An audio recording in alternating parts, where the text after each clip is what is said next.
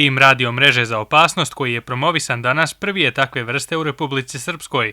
Kako kaže Jovica Knežević, predsjednik Radio kluba Kozara, radi se o sistemu koji će biti od velike pomoći za ostvarivanje komunikacije u slučaju elementarnih nepogoda. Glavni cilj radio mreže za opasnost je u slučaju eventualnih elementarnih nepogoda da pružimo pomoć civilnoj zaštiti i svim ostalim strukturama grada Prijedora, prvenstveno grada Prijedora, a naknadno ćemo raditi projekat koji nam je u planu da taj projekat se primjeni na čitavu teritoriju Republike Srpske. Uvezivanje svih struktura zaštite u slučaju prekida svih vidova komunikacije. Po riječima Lejle Rešić, ministra uprave i lokalne samouprave Republike Srpske, potreba za razvojem sistema radiokomunikacija na nivou Republike Srpske pokazala se 2014. godine, kada su naše prostore pogodile poplave. Iako imamo te moderne tehnologije koje apsolutno otvaraju neka nova vrata, radioamateri su se smatrali možda do poplava 2014. godine kao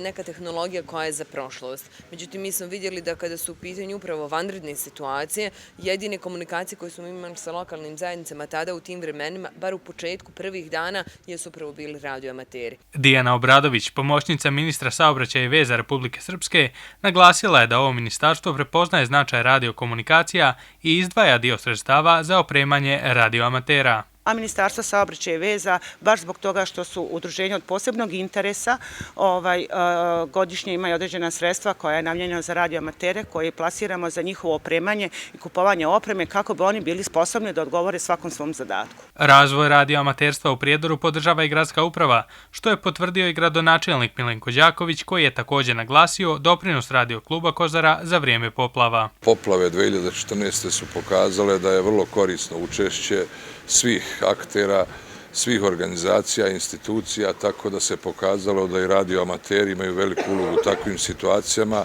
Njihov angažman u tim danima grad je nagradio prostorijama u kojima radio klub radi i obučava nove članove.